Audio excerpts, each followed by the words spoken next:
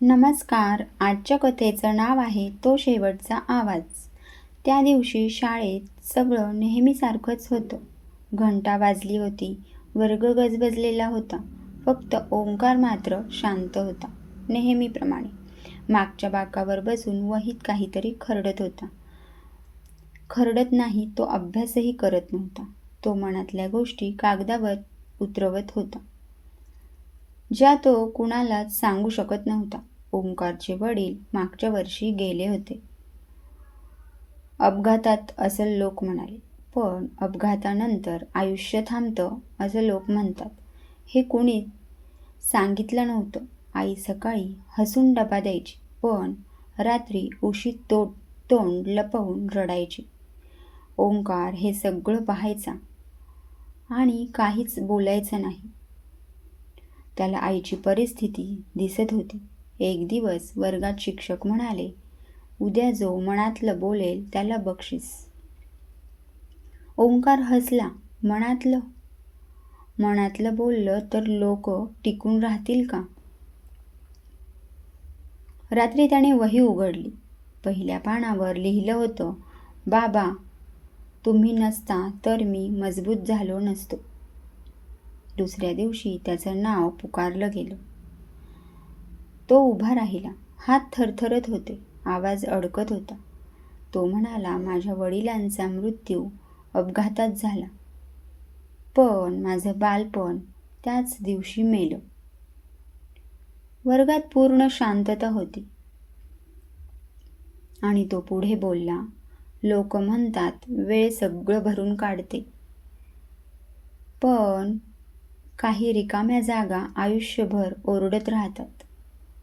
त्याचा आवाज फुटला. तसे डोळे देखील भरून आले.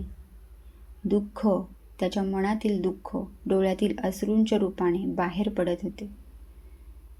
तो खाली बसायला वळला आणि तेवढ्यात आई दारात उभी होती. तिच्या हातात तीच वही होती. ती म्हणाली, थांब, आज पहिल्यांदा तो बोलतोय आणि आज मी ते ऐकणार आहे. त्या क्षणी ओंकारला कळालं की तो एकटा नव्हता. त्याच्याबरोबर त्याची आई देखील होती. तो एकटा नव्हता आणि कधीच नव्हता. पण खरी गोष्ट इथेच संपत नाही.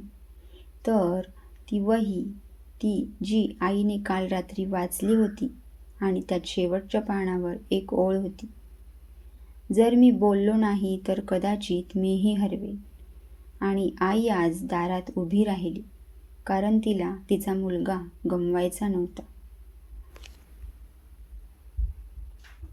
आई दारात उभी होती.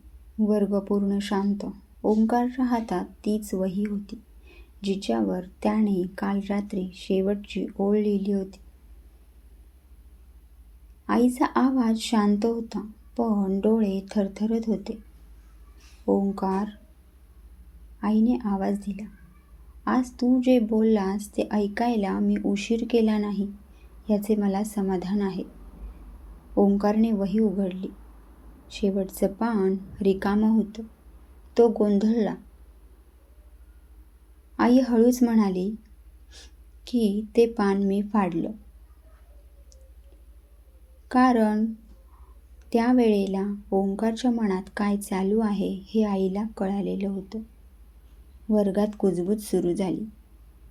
ती पुढे म्हणाली, कारण तू त्या पानावर जे काही लिहिलं होतंस, आज मी शेवटचं बोलेन. क्षणभर सगळं आठवलं. ओंकारचा श्वास थांबला. त्याच्या हातातून वही खाली पडली. आई म्हणाली, काल रात्री मला संशय आला. मी तुझी वही वाचली आणि आज सकाळी तुझ्या खोलीत मला तुझं शाळेचं टाय दिसलं. ती थांबली. तो टाय तू खिडकीजवळ बांधून ठेवलेला होता. पूर्ण वर्ग सुन्न. आई पुढे म्हणाली, म्हणूनच आज मी इथे आले. त्यानंतर टेबलावर सुद्धा एक ओळ लिहिलेली आले आहे. त्याने ती पुन्हा वाचली. म्हणजे भाषण ऐकायला नाही, दोघंही आता माझा मुलगा वाचला. त्याचा हात थरथरला. तो थेट कपाटावर रडू लागला. आत कपड्यांच्या मागे एक जोरात. छोटी वही होती. तो अनयाची म्हणाला, जुनी "आई, वही. मी थकलो होतो." पहिल्या पानावर लिहिलं होतं, मी ती धावत अनया आली आहे, ओंकारकडे. पण माझ्या त्याला अजून मिठीत एक घेतले. अनया आहे.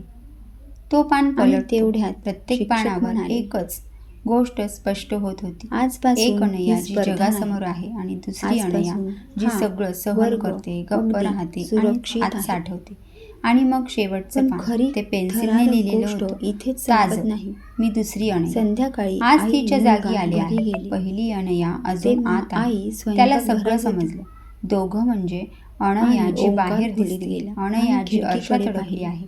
नवरा हळूच टाय मागे तिथे सरकला, नव्हता. कारण समोर उभी परंतु असलेली अनया खुर्चीवर त्याच्याकडे एक पाहून चिठ्ठी हसली होती.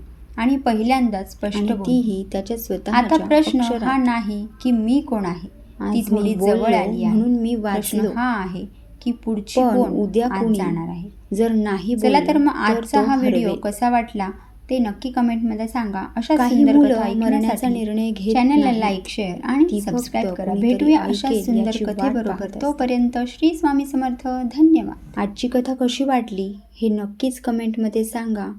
जर अशा सुंदर कथा ऐकायच्या असतील तर चॅनलला लाईक, शेअर आणि सबस्क्राईब नक्की करा. भेटूया अशा सुंदर कथेबरोबर. तोपर्यंत श्री स्वामी समर्थ. धन्यवाद.